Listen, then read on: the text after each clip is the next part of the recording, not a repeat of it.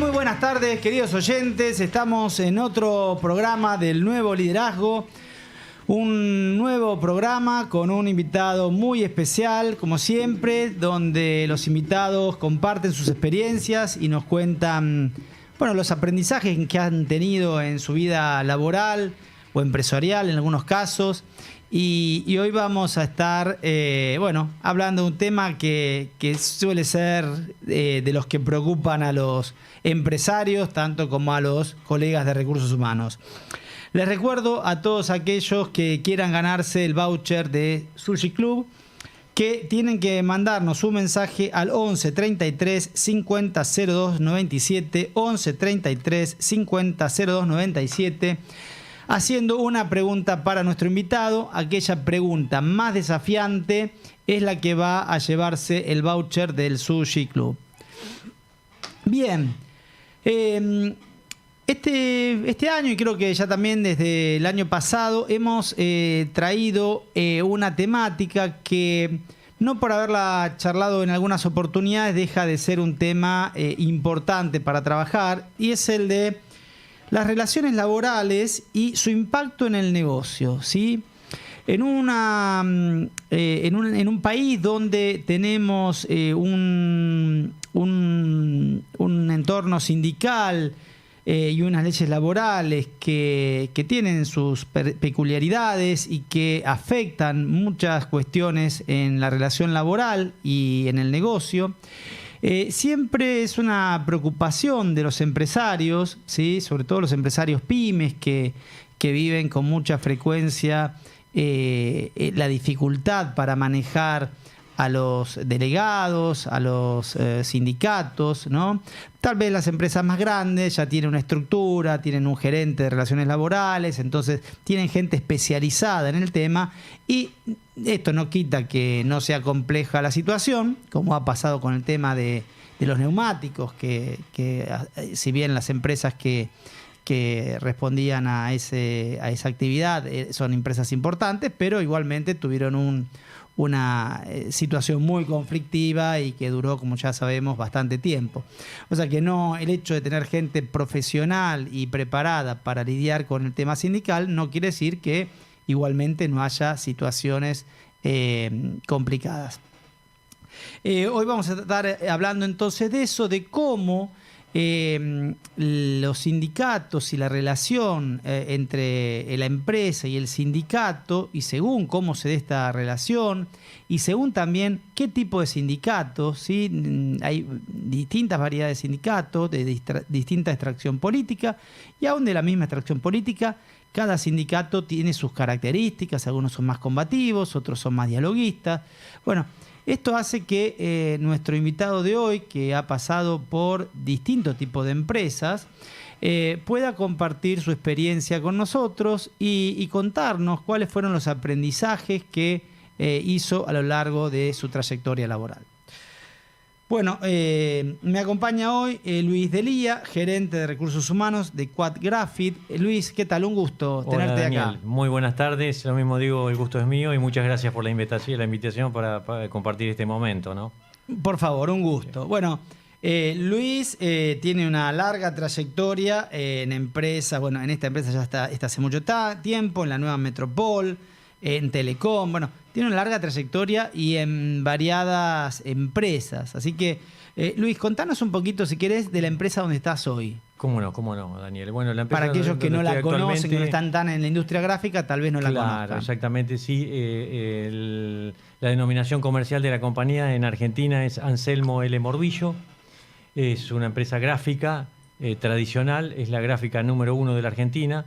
Nosotros tenemos un parque de máquinas de alrededor de seis rotativas, 6 encuadernadoras, una máquina binder, un equipo de tecnología de punta en materia de todo lo que es preprensa, que es en donde se inicia la actividad gráfica en sí, y un equipo de alrededor de 300 colaboradores. Es una planta muy importante, ya te digo, la más importante, y bueno, en una industria particularmente, digamos, especial, dado que se está viendo muy impactada por todo lo que es la digitalización, ¿no es cierto? Entonces nosotros seguimos trabajando con el barco sobre las olas no solo con el mercado y las vicisitudes que tiene la economía argentina, sino también con esta particularidad en sí de la industria, lo que la hace, desde mi punto de vista, mucho más desafiante. Claro, es interesante porque no es una empresa pujante como podría ser Telecom, ¿sí? Sino es una empresa que está en un rubro que hoy está siendo muy, muy reemplazado, que la industria de la librería, ¿no? de las editoriales, ha bajado mucho, está complicada. Yo acabo el año pasado de escribir un libro y bueno, seleccionan mucho qué libros editar porque, bueno, los libros digitales están haciendo que se reduzca la cantidad de impresiones, así que me imagino que eso es interesante para ver también, me imagino que en una empresa pujante, digamos que la de ustedes, pero digo, en un negocio, ¿no? En una actividad pujante, con crecimiento, no es lo mismo lidiar con el sindicato en una empresa que por ahí está en retracción, donde por ahí hay que hacer algún ajuste, etcétera. Te hago una pregunta. ¿Cómo no? La industria, el sindicato gráfico fue el fundador del sindicato en la Argentina, fue la primer central obrera, ¿no? Argentina. Y los anarquistas la fundaron en función de para qué tenía la gráfica, para promulgar sus ideas, ¿no? Con lo cual siempre sabemos, no sé si ha habido algún cambio en la historia, pero siempre han sido gremios combativos desde su nacimiento, ¿no? Fundados por los anarquistas. Por lo que sé, en general es una industria que se caracteriza bastante por una orientación fuertemente hacia la izquierda. En su momento anarquista, ahora digamos puede ser otro tipo de izquierda, pero siempre más combativa. Digamos que dentro de los sindicatos el gráfico ha sido siempre uno combativo. ¿Cómo es trabajar, cómo es el sindicato hoy, cómo está hoy y cómo es trabajar con un sindicato que posiblemente sea más combativo que otros? Cómo no. Te comento un poquito y te amplío esto que muy bien vos decías, vinculado con lo que es el negocio en sí, y dado que estamos hablando del impacto de las relaciones laborales en el negocio. En este caso, nosotros hasta hace muy poco tiempo éramos alrededor de 4 o 5 empresas muy importantes, gráficas, que vos las conocés. Una, lamentablemente, cerró en el año 2015, Worcolor, una ex empresa canadiense, después americana, estaba en nuestro mismo grupo. Otra, Donnelly, la número 1 del mundo y de la Argentina. Claro, sí. Exactamente, y cerró hace también varios años. En el 14 o en el 13 aproximadamente, exacto. Lamentablemente después cerró AGR, Artes Gráficas Rioplatense, otra de las grandes. Y a posteriori cerró IPESA, que hoy día está trabajando con un formato comercial diferente, mucho más chico. Y el mercado, toda esa distribución de lo que nosotros decimos volúmenes de pliegos, que supuestamente estaban en el mercado y que era muy importante, alrededor de 700 millones de impresiones de pliegos al año, lamentablemente no fue absorbido por ninguna empresa, porque nosotros hacemos una mínima parte en este momento. Entonces, ¿qué pasa con esa transformación general? Bueno, lógicamente hay un impacto muy grande y hay que acomodar, como dice, todas las piezas de una manera sumamente ordenada para seguir viviendo en este mercado que es diferencial desde el punto de vista de la digitalización. El rubro del libro es un rubro muy particular y no es el rubro que está decreciendo a nivel mundial, a pesar del ebook, ¿no es cierto? Eso es bueno para nosotros, claro. ¿no es cierto? Sí ha decrecido, como bien vos lo mencionaste, muchísimo. Nosotros éramos líderes en magazine y hoy hacemos, no sé si puedo nombrar las publicaciones, no hay problema, publicitario, noticias, caras, TKM, Infoauto, Rolling Stone, Living, Lugares, Jardín, etcétera, pero en volúmenes muy pequeños. Mucha menor cantidad. Mucha menor cantidad lo que era la semana o la quincena o las ediciones mensuales. Sí, en donde el otro rubro fuerte nuestro es el retail, folletos para supermercados. Folletos, claro. Ha disminuido bastante. En Europa está creciendo. Caso contrario, en Europa está creciendo mucho después de la pandemia. Y el rubro fuerte nuestro es la cosmética. somos líderes en cosmética. Con la cosmética que vos me menciones, generalmente seguro hacemos el catálogo nosotros. Las que Venta directa. Venta directa. Venta directa, Ajá, las bien. vendedoras de cosmética, etcétera. Esta reducción de empresas, de jugadores importantes en el mercado, ¿cómo influyó en el negocio de ustedes, ¿no? Y en la relación con el sindicato? ¿Esto hizo que el sindicato cuidara más la fuente de trabajo, que estuviera más atento? ¿Lo dificultó? ¿Se pusieron más combativos? ¿Cómo fue? Mira, hablando de experiencia, que creo que es un poco la riqueza de las charlas que vos has escuchado y generás permanentemente, yo cada vez que tomo una posición, ¿qué pasa? Bueno, recibo información, ¿no es cierto? Consigo información y recibo información. Por ejemplo, recuerdo en una oportunidad cuando desde Entre Ríos, estando en Telecom, surge una posición en Corrientes, y me hago cargo de la provincia de Corrientes, recibí una serie de informaciones vinculadas con la provincia. Muchos estereotipos, ¿no es cierto? Porque no estaba bien concebida la provincia desde el punto de vista de las relaciones laborales a nivel general, ¿no? Entonces, ¿En esa empresa vos En decís? esa empresa Telecom Argentina. Ajá, Entonces ok. yo llego a la empresa y bueno, empiezo a hacer mi experiencia y empiezo a indagar, ¿no es cierto? Y veo que la trabajadora y el trabajador correntinos eran excelentes, trabajaban pero excelentemente bien. Una provincia muy amena, muy afable, muy amable. Yo soy provinciano de Lobos, provincia de Buenos Aires. Y entonces empiezo a conseguir información. Bueno, había en ese momento un sindicalista de la Federación Gráfica, Federación de los Telefónicos, FOETRA, Leodoro Cerdán, que era evidentemente un hombre del oficialismo peronista, ¿no? Vamos a hablar de líneas políticas específicas, bueno. Y empezamos a conocernos. Y bueno, tuvimos que hacer una transformación muy grande en la provincia de Corrientes, como en todo el país, en Telecom en este caso, Telefónica en el sur, porque la empresa pasó de diferentes eras, etapas, mecánicas, electromecánicas, electrónicas y digitales, transformación de centrales, hasta llegar a la telefonía celular, etcétera. Eso impactaba mucho y había que negociar permanentemente. Y bueno, cuando yo llego a la industria gráfica, también recibo este tema, porque nosotros teníamos en ese momento 2 plantas que estaban lideradas por delegados del Partido Obrero específicamente, entonces recibo información. Yo había tenido alguna experiencia en alguna empresa de prensa, específicamente Infofax, empresas de medio, también, pero corta. Pero entonces, bueno, me empiezo a vincular. Y hoy lo que te puedo decir a tu pregunta es que para mí es un aprendizaje permanente, porque es un modelo distinto al que vos mencionaste, por ejemplo, del transporte, que también es un gremio duro, muy fuerte, transporte corta, media y larga distancia de pasajeros, oficialista en las listas en ese momento. En este momento nosotros tenemos 7 delegados. Y contanos cuál es el aprendizaje o qué cosas tuviste que vivir distintas en esta empresa y por ahí después retomamos en otras. ¿Cómo no? En esta empresa sí. Uno de los aprendizajes más grandes que yo recibí es que al ser una empresa que tiene productos lamentablemente perecederos, una publicación de un magazine que tiene que salir un viernes y sale el lunes, lamentablemente hay que mandarla a desguace, claro. Entonces la empresa tiene que estar permanentemente en movimiento y bueno, en una primera instancia no era fácil lograrlo porque, digamos, había muchas problemáticas de distinto tipo.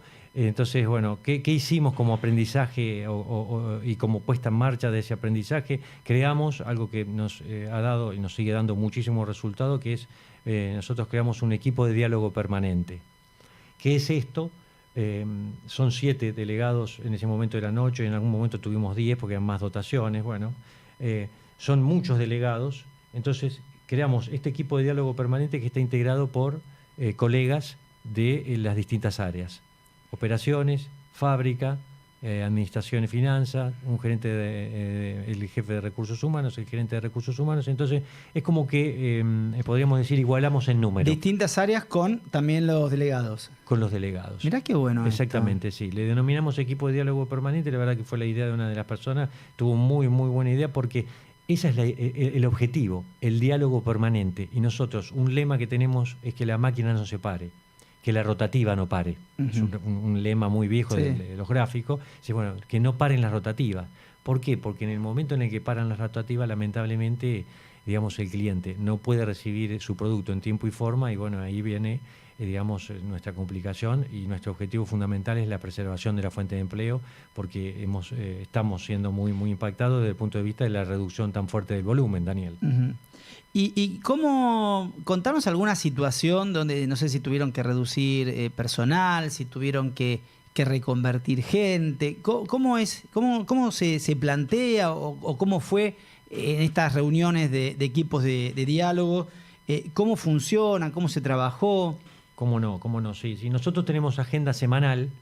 Por un lado, bueno, estamos certificados ISO 9001 en FSC, que es trazabilidad del papel, y a su vez tenemos todo lo que es, digamos, un modelo similar al Six Sigma, que nos viene desde Estados Unidos. Entonces tenemos un plan de trabajo con distintas reuniones, y semanalmente tenemos reunión con la comisión interna. Uh-huh. Con ítems previos, hay una agenda previa, y bueno, ahí surge un poco, ahí surgen, vamos a decir, las distintas problemáticas, ¿no es cierto?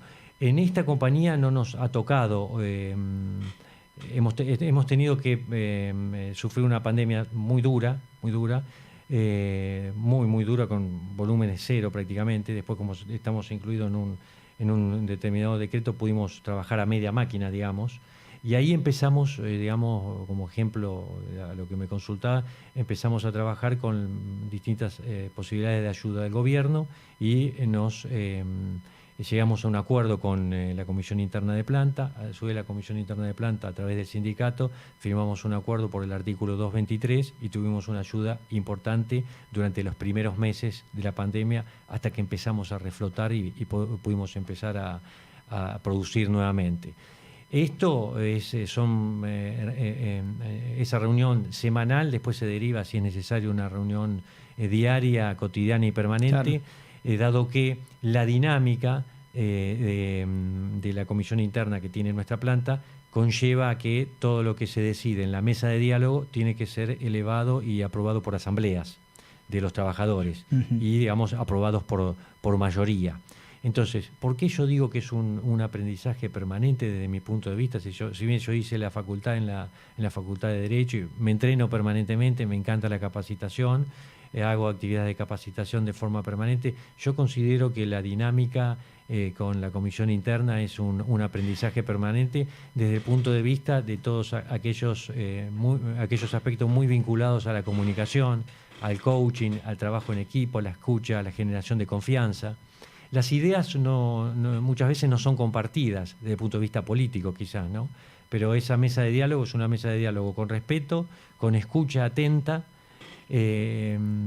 Esas agendas después derivan en planes de acción. Los muchachos son sumamente ordenados, muy sistemáticos, me refiero a los delegados, ¿no es cierto? Y exigen muchísimo. Entonces, en el caso mío, obviamente como gerente de recursos humanos, del equipo de recursos humanos y del resto de los integrantes de la mesa de diálogo. Uno, cuando escucha un sindicato o una comisión interna del Partido Obrero, ¿no? por su extracción política y su ideología, imagina, ¿no? No sé, piquete todo el día, problemas, palos en la rueda, ¿no? Y uno te escucha y dice, bueno, digamos, seguramente habrá pedidos, pero por lo que vos decís, está funcionando muy bien este equipo de diálogo, que no están teniendo problemas serios que impidan la gestión normal de la empresa. No estamos teniendo inconvenientes de ese tipo. Tuvimos un evento específico, digamos, en pandemia por demora y atraso en el pago de los salarios, donde estuvimos 18 horas parados. Uh-huh. Hubo 18 horas, digamos, de máquina parada, y bueno, lo resolvimos a través del diálogo. Acá es muy importante la paciencia, nuevamente el tema de la escucha, ponerse en el lugar del otro.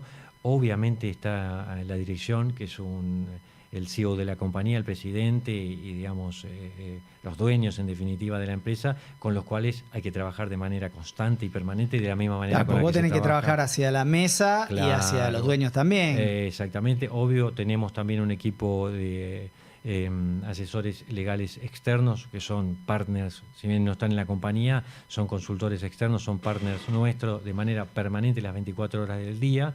No es sencillo, pero siempre con determinado eje de prioridad. Por ejemplo, nosotros no podemos hacer despidos. Esta pregunta tuya es muy buena, muy interesante para analizar. ¿Por qué no podemos hacer despido? Porque el despido derivaría automáticamente en un paro de compañía. Y si bien la ley nos ampara, porque nosotros tenemos el artículo 245 o el resto de los artículos de la ley de contrato de trabajo, no habría inconveniente siempre y cuando se pague en tiempo y forma, nosotros no podemos hacerlo por cuestiones de mesa de diálogo y por cuestiones, podemos decir, políticas, en donde la defensa de la fuente de trabajo es tan fuerte que nosotros lo entendemos así, ya lo hemos entendido. Cuando digo nosotros, me refiero a la dirección de la compañía. No podemos hacer desvinculaciones a través de telegramas, ¿no es cierto? Bueno, ¿qué hacemos? Tenemos que conseguir otro camino, un camino del diálogo. Contame otro camino. Claro, bueno, digamos... Estamos aprendiendo un montón con Luis acá. Bueno, me alegro muchísimo, es mutuo el aprendizaje. Nosotros lo que hacemos son desvinculaciones acordadas. O sea, se llega a un acuerdo específico. La empresa tiene presupuestos, como bien vos lo decías, muy, muy reducidos. ¿Por qué? Porque el volumen de la producción, como comentaba en la primera parte de la charla, es muy bajo. Entonces, en Telecom Argentina he tenido otras experiencias en donde el 245 se mejoraba. Eso a la gente le generaba determinado tipo de atractivo, etcétera. Acá no pasa. Entonces, bueno, hay que trabajar con las reestructuraciones de manera muy prolija, ordenada, con un esquema de presupuesto que nos otorga la compañía y en cuotas. ¿No es cierto? Entonces, permanentemente se conversa con la gente que tiene intenciones de desarrollar un nuevo proyecto, ya su horizonte es otro, etcétera, y bueno, se va trabajando de una manera, podemos decir, con un trabajo muy minucioso y prolijo. Artesanal, ¿no? Totalmente artesanal, y de esa manera se van adecuando las dotaciones, que se van adecuando de manera muy lógica. Los americanos son muy exigentes en ese sentido. Obviamente ¿La empresa es una empresa americana? Es una empresa americana, sí. Pero fundada por el fundador, o sea, Anselmo Le compraron Morvillo. Una parte o compraron la totalidad de la empresa, la empresa americana. Sigue siendo Anselmo Le Morvillo. Pero sigue siendo dirigida por... 87 años, el fundador. Vos. Sí, es una persona brillante, es padre de la industria gráfica en Argentina, ha sido presidente de la FAIGA en varias oportunidades y conoce muy bien el negocio. Entonces hay que ahí crear un balance desde el punto de vista de que a veces... Porque además a los americanos les decís no podemos despedir gente y no lo entienden. Es muy difícil que lo entiendan. Qué interesante esto, ¿no? Porque... una empresa argentina conoce la ley laboral, conoce estas cuestiones políticas, sindicales, pero cuando vos tenés que hablar con el exterior, con un dueño, ¿no?, americano, donde tiene una ley laboral absolutamente distinta, donde ellos pueden decir, despido a una persona y poco o nada de indemnización hay, etcétera. Me imagino que cuando vos interactuás con, no sé, el gerente o alguna de las personas de allá, les debe costar mucho entender nuestra lógica, ¿no? Totalmente, sí. Así como tenemos reuniones semanales con la Comisión Interna, yo tengo reunión con mi jefe en Sussex todos los viernes. Y bueno, ahí hacemos una apuesta en común, y todo lo que es esquema inflacionario, régimen laboral, situación del país, etcétera, es difícil explicarlo, pero es muy parecido al tema que mencionaba de la Comisión Interna. Son como una serie de esferas que tenemos en el aire y que de manera, como si fuésemos un malabarista, tenemos que sostenerlas sin que ninguna llegue al piso.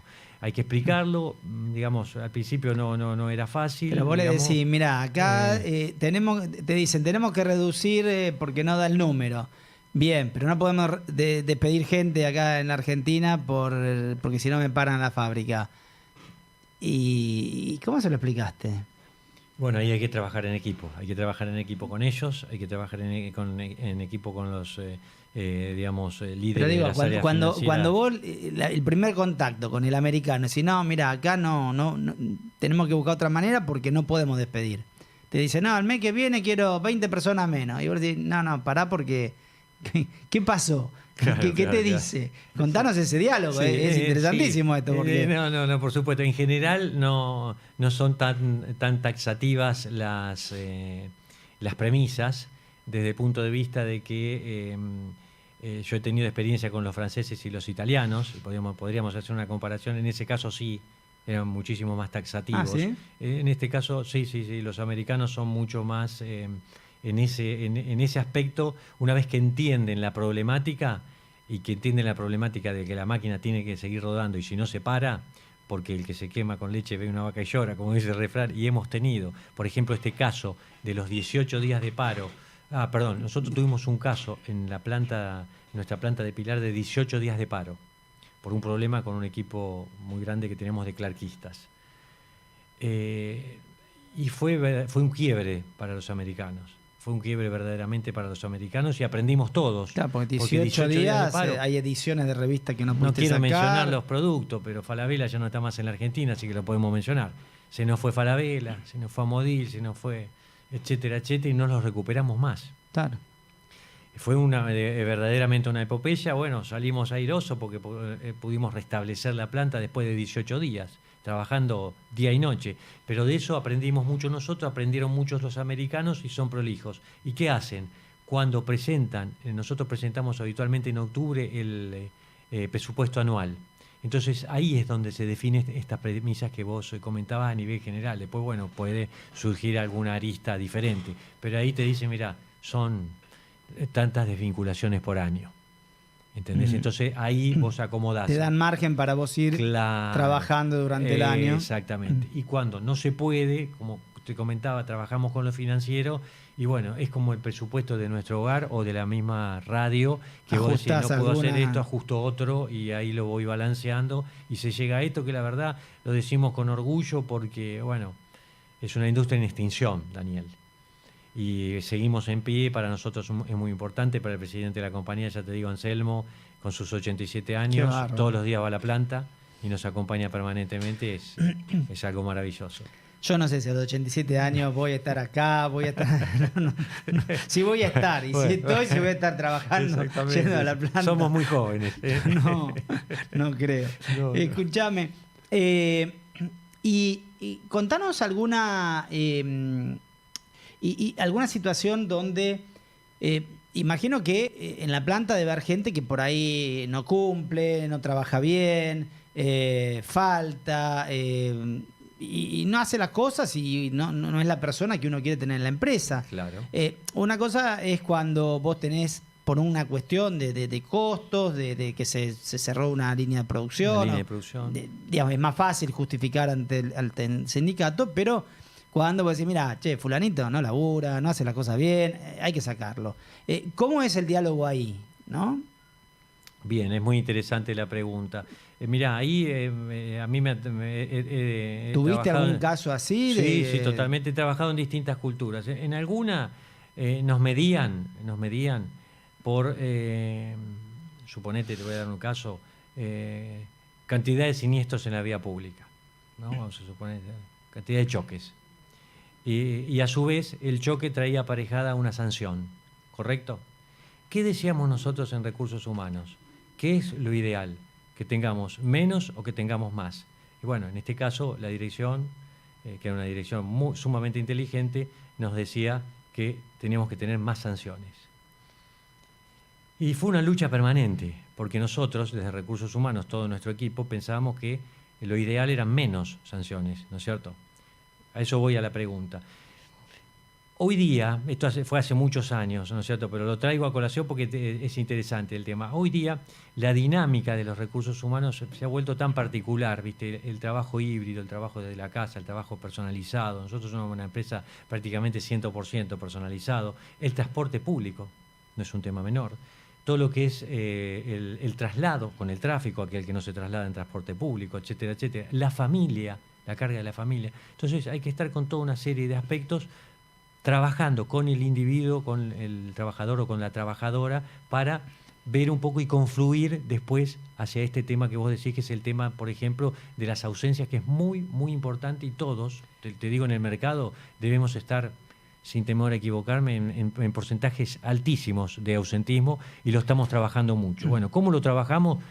Yo hablo por ahí de un caso puntual, no solamente el ausentismo, hablo de esa persona que no trabaja, que hace las cosas mal, que no va al ritmo que necesitas, que está trabajando en una máquina y la descuida, la rompe o pierde las herramientas, no sé. Esa persona que por el motivo que quieras tenés que desvincularla, ¿no? En una cultura donde está esto de acá no se puede desvincular a nadie. Pero vos no podés tener una empresa, una persona que no va. ¿Cómo trabajás eso en este contexto de un sindicato donde se plantea esto, acá no se puede despedir a nadie? Bien, sindicato duro, sí, exactamente. Primero, como premisa fundamental en esta y en otras compañías, el recupero de la persona. Siempre el recupero de la persona. Vemos, no solo desde el punto de vista humano, sino desde el punto de vista también de cara muchas veces a la dirección, que también, obvio, tiene en cuenta lo humano, siempre, pero también lo económico, porque el fin último de la compañía es, digamos, el rédito para seguir con vida, ¿no es cierto? Nosotros lo que decimos es recuperar a la persona porque es más económico para la empresa que desvincularla a través del 245. Hay que pagar mucho dinero, ¿no es cierto?, desembolsar. Entonces, si la recuperamos, gol a favor. Ese es un tema. Entonces, y además también para la persona. Y para la persona y su familia. Y su familia, exactamente. Claro. Entonces, ¿cómo hacemos nosotros? Es muy buena la pregunta. Es un trabajo de día a día también. Nosotros desde el año 16 estamos realizando determinadas actividades de capacitación y liderazgo para los líderes de la compañía. Hemos realizado ya para todos los ejecutivos semisenior, senior y senior, semisenior y seniors y juniors, para todos los supervisores de planta, muy importante, están con un nivel de estrés altísimo, para todos los jefaturas de la compañía y obviamente para el equipo de dirección. Yo estoy participando de estas actividades, tenemos un coach interno y trabajamos esta problemática. Viene Juancito o Marisa X y tiene esta problemática, falta mucho. Bueno, veamos por qué falta. Tenemos que trabajar con un psicólogo, también la tenemos una psicóloga.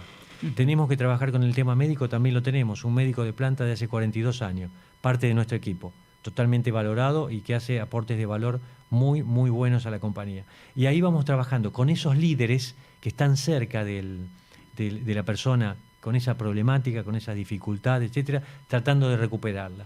Bueno, vos decís, ¿y qué pasa si no se recupera? Bueno, hay casos que no se recuperan y bueno... Te tenés que sentar en la mesa del diálogo y decirle, che, muchacho, Juancito no va más. Ya intentamos, el psicólogo, el coach, el médico, sí. Todo. Y como dice el refrán, hablando la gente se entiende. Bien. Y lo hacemos con la comisión interna, lo hacemos con la persona, lo hacemos con el jefe del área, y bueno, y siempre, digamos... Y cuando vos le planteas eso, estás en la mesa, estamos acá en la mesa, ¿no? Le decís, miren, Juancito no va. Muchacho, todo bien, tenemos buena voluntad, hicimos todo. ¿Y qué te dicen? Te dicen... Bueno, sí, la verdad que vamos a hablar con Juancito, o ya hablamos con Juancito nosotros y Juancito no lo entiende, o se te ponen en contra. Contanos alguna situación. No, acá hay que hablar 1 y 10 veces, Daniel. No es una. No, acá hay que hablar 1 y 10 veces y siempre esas 10 veces son no. Pero a través de este diálogo y la generación de confianza que yo te digo, que se ha logrado a través del tiempo, de un trabajo profesional, prolijo, honrado, honesto, la otra gente ve que se trabaja así y la otra gente es también así. Cuando digo la otra gente, en realidad son los delegados, la comisión interna, que somos parte del mismo equipo en definitiva. Cuesta muchísimo más. Si vos me preguntás, ¿dónde era más fácil, Luis, reestructurar? ¿En Telecom o en Anselmo L. Morbillo? Totalmente en Telecom. Claro. Totalmente en Telecom. En este caso, a pesar de que la ley te avale, no podés hacerlo. Y ahí, por eso yo te digo que es un aprendizaje permanente y sumamente interesante desde mi perspectiva académica. Yo lo considero otra facultad, otra universidad. Claro, porque tenés que buscar formas originales de poder llegar a ese objetivo que generalmente se consiguen. Vos me preguntás cuáles, y bueno, algún ofrecimiento diferencial, acercarte por alguna persona de la compañía que tenga llegada a esa persona y que haga reflexionar, alguna ayuda de X líder también o de X embajador de planta que pueda ayudar. Los abogados nos ayudan permanentemente mucho. Hay que poner la creatividad a tope, Daniel. Bien, bueno, qué interesante, qué interesante. Vamos a ir a la primer tanda y volvemos en unos minutos. Les recuerdo los teléfonos 11 33 50 02 97. Vamos a la tanda. Bien, bueno, muy interesante todo lo que nos está comentando Luis. Y Y yo me quedé con una, ¿no? Cuando hablamos antes del programa y me dijo, sí, yo tengo acá el Partido Obrero, yo dije, uy, pobre Luis, la que la debe pasar, que seguramente no debe ser fácil. Pero me parece que esto que nos cuenta Luis nos sirve para dar confianza a aquellas personas que tienen que lidiar con, puede ser gráfico o otra industria donde haya un sindicato o una comisión interna difícil, porque a veces no es el sindicato, sino es la comisión interna, porque está queriendo guapear, ¿no? para que la gente lo reconozca como el posible líder, o hay una interna política en el sindicato, qué sé yo. Y digo, se puede, ¿no? Se puede lidiar desde otro lugar distinto, llegar a acuerdos, incluso con sindicatos tan duros como este que comentás vos. Contamos también en la pausa de la experiencia de Luis, que no directamente, pero sí la empresa tiene filiales en otros países de Latinoamérica. Y Luis, quería pedirte que nos cuentes cómo es en otros países, ¿no? Cómo es lo que te cuentan otros colegas, cómo trabajan estas relaciones empresa-sindicato en otros países, ¿no? ¿Cómo es esto? Cómo no. Sí, nosotros, la compañía tiene filiales en Estados Unidos, Polonia, México, Brasil, Colombia, Perú, Argentina y Chile. Y, digamos, mi experiencia fundamental es en Chile, Perú, Colombia, Brasil y México, todo lo que es Latinoamérica, básicamente. LATAM, exactamente. Y acá un poco... en este rubro, digamos, mi responsabilidad, si bien está enfocada a todo lo que es el desarrollo de los recursos humanos, yo soy líder latinoamericano de desarrollo de recursos humanos, con todo lo que es evaluación de desempeño, clima organizacional, comunicaciones, selección, empleo, capacitación, etcétera. Obviamente converso permanentemente con mis colegas símiles de esas plantas. Claro. Y al menos en esta industria, lo que yo veo desde mi perspectiva, digamos, la dinámica es diferente, digamos. No es tan compleja, Daniel. No es tan compleja. Desde el punto de vista de las reestructuraciones son más... obvio, todas las reestructuraciones tienen altos niveles de complejidad, pero son más sencillas de todas maneras, se llevan adelante de manera más fluida con el sindicato, con los sindicatos de las industrias gráficas de estas plantas. De hecho, bueno, es una empresa, es una industria en reestructuración permanente. Hay que ganarle los costos y bueno, el costo, lamentablemente, el costo laboral son mano de es el obra más intensivo, alto. ¿no? Claro, totalmente. Sí, exactamente, totalmente. Son máquinas muy grandes, operadas de manera automática en mínimos porcentajes. Entonces, esto es así, sí, yo lo veo a través de colegas. La dinámica, no vamos a decir es más sencilla, pero tiene otros niveles de accesibilidad, podríamos decir. Ahora, yendo al aprendizaje que vos decías, hiciste una muy buena definición, porque yo lo que valoro muchísimo, esta comisión interna con la cual me toca participar de manera permanente y negociar, es el alto nivel de exigencia que tienen para nosotros los managers. Es un alto nivel de exigencia. Nosotros tenemos que estar preparados como un atleta de alta performance, porque si no fallamos. Lo primero es la vida humana, obviamente, ¿no? Pero a veces, lamentablemente, la podemos llegar a descuidar.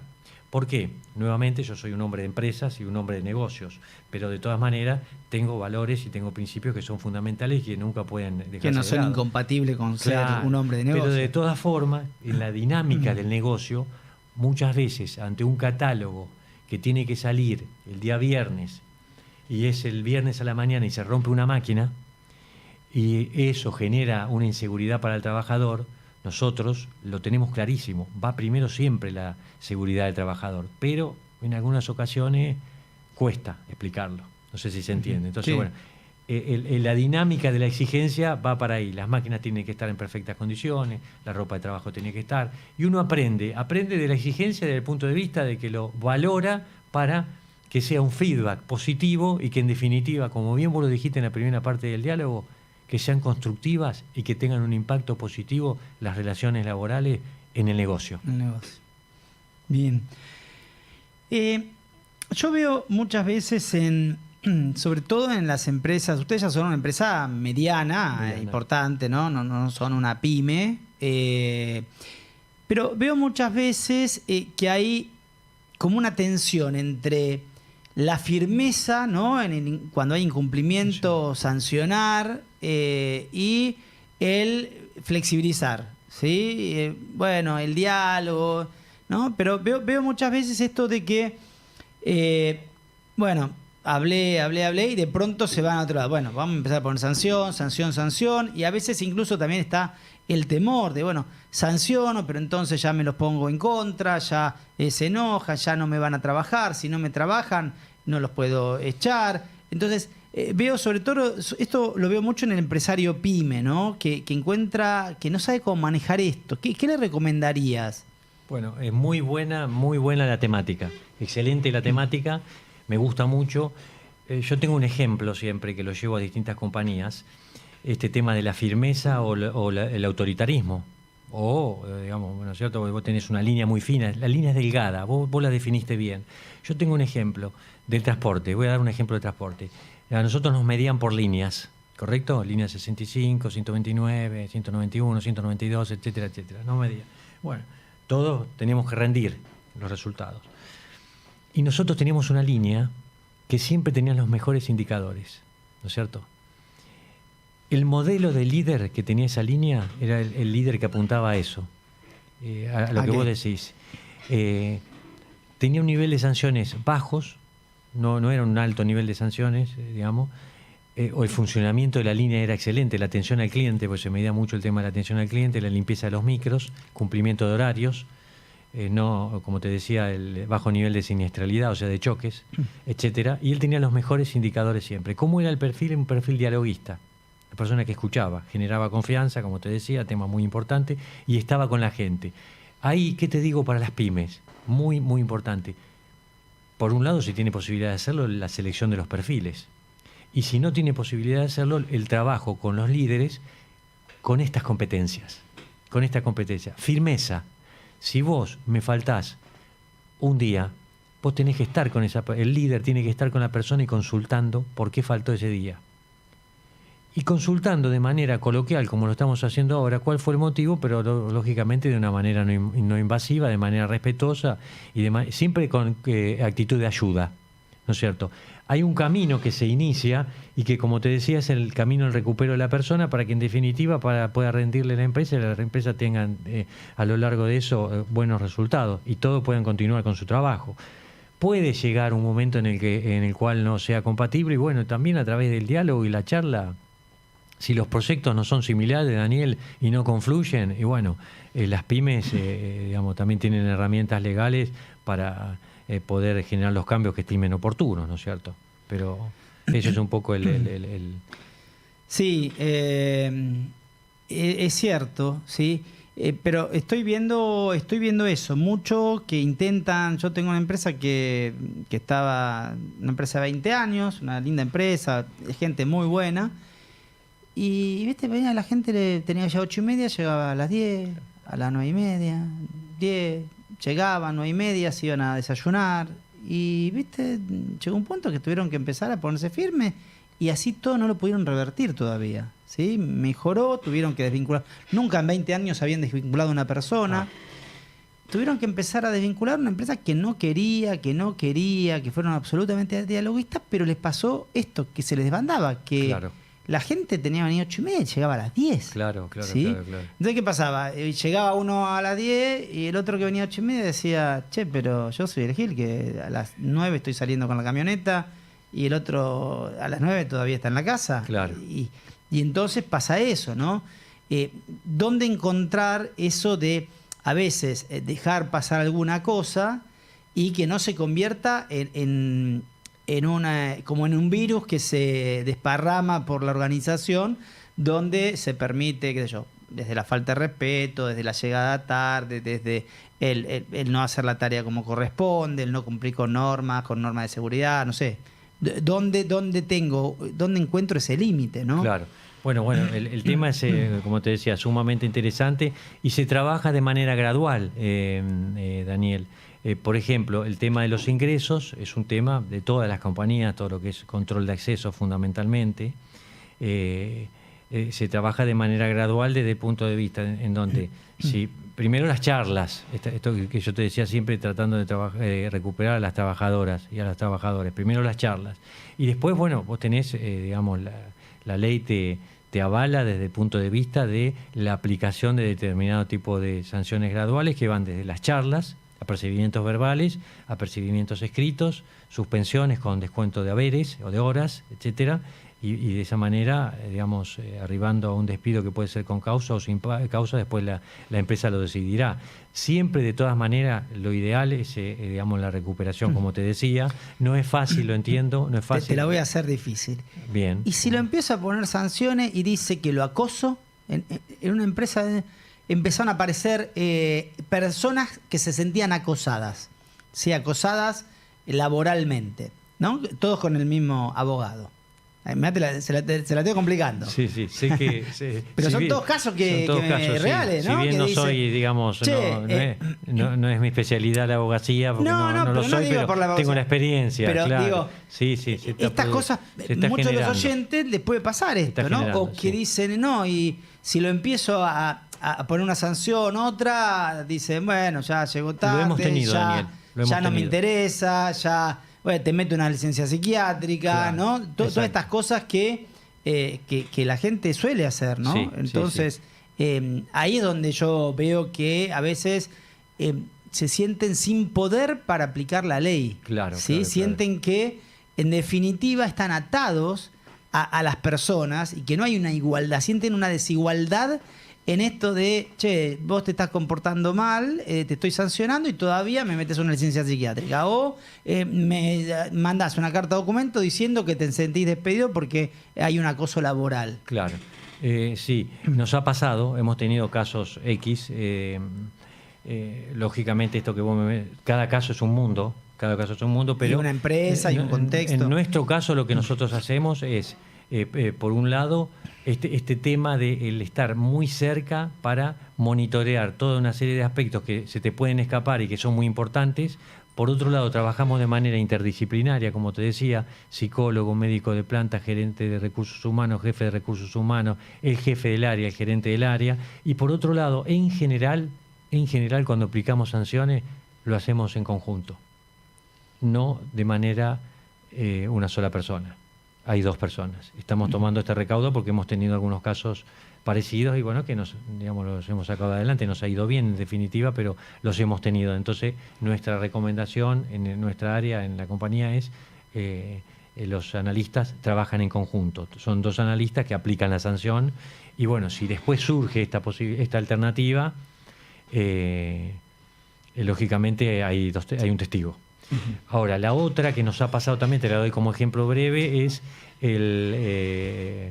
la acusación por presión laboral. Por presión laboral. Bueno, se han hecho presentación al Ministerio de Trabajo y demás, y bueno, nosotros generalmente, o sea, ¿no? Siempre acompañamos, ha sido sobre el caso de supervisores, gente de muchos años, los acompañamos. Y bueno, hemos trabajado a nivel legal, digamos, a nivel de detalles mínimos. O sea, denuncias de un empleado contra el supervisor. Exactamente, sí. Y bueno, y desde el área nuevamente de recursos humanos no dejamos de analizar, por eso te digo que cada caso es particular, porque hay distintas aristas y los caracteres son todos muy particulares, tanto del trabajador como del supervisor y del trabajador, ¿no es cierto? Entonces ahí hacemos también un análisis dentro de lo posible, lo más interdisciplinario posible para atacar el tema, ¿no? Pero se está generando mucho en las compañías. Vamos a la última tanda y ya nos queda muy poquito del programa. Bueno, estamos nuevamente acá con los últimos minutos. Tenemos acá una pregunta, sí, muy interesante, Luis. Dice Carlos, sí, de Bellavista, dice: ¿no están en desventaja los supervisores en relación a los delegados? Suelen no estar preparados para temas laborales. Sí, es muy buena, muy interesante la pregunta de Muy Carlos. interesante. Yo hice un pequeño comentario y este programa que mencionaba de liderazgo que estamos desarrollando desde el año 16 en esta planta, en la planta anterior lo empezamos a desarrollar desde el año 2010, está orientado a darle herramientas a los supervisores que evidentemente tienen un número muy grande. Doy un ejemplo acá. Cada supervisor de turno tiene entre 50 y 60 personas. Claro, mucha gente. Es mucho. Entonces lo formamos en herramientas de comunicación, trabajo en equipo, conflicto, comunicaciones, liderazgo, el equilibrio, la paciencia, manejo del estrés, escucha activa, etcétera, para que pueda tener las características de este supervisor que yo mencionaba de transporte, las tenía de manera natural, tenía las competencias. Era un hombre que vos lo veías y medía 2 metros y decía, este tipo se lleva el mundo por delante. No, era un líder con, como dice... líder nato. Claro, pero además el tipo se había formado, etcétera, entonces es la idea. Es muy buena la pregunta de Carlos, hay que trabajar fuertemente en la formación. Los temas laborales, ¿no? Esto Sí. de que muchas veces el delegado sabe más de leyes laborales y se sienta con el supervisor, no, porque por el artículo 346, ¿viste? Y lo envuelven muchas veces me parece que va por ahí, ¿no? Carlos, también lo formamos en todo lo que es, en nuestro caso, en ley de contrato de trabajo y en el convenio colectivo. Mirá qué es bueno. muy importante lo que dice Carlos. En nuestro caso, como son gráficos de toda la vida, de muchos años, el convenio colectivo Ya lo lo conocen. manejan de taquito. Pero en el transporte nos pasaba y en las prácticas inductivas, como cuando incorporábamos supervisores, los formábamos en el Qué convenio bueno colectivo de Qué bueno esto. transporte, automotor de pasajeros. Mira, hoy tengo que hablar de inducción en la facultad y me viene bien esto para darles un ejemplo, ¿no? Me gusta mucho eso, me parece muy acertado. Porque esto me contaban, por ejemplo, de Toyota, esto que en algún momento me pidieron a mí darle algunos elementos a bien. los supervisores de negociación y de temas laborales, porque claro, venía el delegado y le decía, no, hoy tenemos partido de fútbol, lo arreglamos con el sindicato, qué sé yo, y se le fue 4 personas de la línea, ¿viste? Claro, claro. Y los tipos se quedaban así y no sabían qué decirle. Muy importante. Entonces es muy interesante esto que plantea Carlos, porque pasa, y muy interesante lo que contás vos de cómo lo trabajan. Yo no lo había escuchado nunca esto de los supervisores, ¿no? Otra cosa que yo siempre recomiendo es también un entrenamiento en selección de personal, por ejemplo. Exactamente. Porque el supervisor Muy termina importante. haciendo selección. Exacto. Y el tipo es mecánico, es gráfico, es ingeniero, pero de selección nada, ¿viste? Claro. Contador. Y finalmente un líder después termina entrevistando y no le damos herramientas, ¿no? Generalmente en los programas de liderazgo se da comunicación, trabajo en equipo, feedback, bla, bla, bla, bla, bla. Pero una función que todos los líderes hacen no se los entrena, ¿no? Selección de personal. Sí. El otro tema que nosotros consideramos muy importante y lo tenemos como sistema, lo hacemos de manera sistemática, es la comunicación de las novedades. Eso lo hacemos permanentemente en cascada. Baja de la dirección a la gerencia, gerencia, jefatura, jefatura, supervisión y supervisión a la planta, para que los supervisores, Carlos, estén informados de las novedades técnicas, comerciales, administrativas, de seguridad de sus máquinas, tengan la información y pueden interactuar de manera efectiva con los trabajadores. Qué bueno, qué bueno. Bueno, se nos fue el programa. La verdad que un poco lo que yo me llevo del programa es esto. Vos hablaste mucho de la confianza, hablaste y por lo que vos contás, por lo menos en esta empresa, hay un fuerte alineamiento, esto de la bajada, de la comunicación, del consenso, de trabajar en equipo, los temas laborales. Me parece que ha sido un excelente ejemplo para todos los oyentes. Así que muchas gracias, Luis, por estar acá y nos despedimos. Un gusto, Daniel. ¿Sí? Muchas gracias a vos. Por favor. Nos despedimos entonces hasta la semana que viene en otro programa del Nuevo Liderazgo. Hasta la próxima.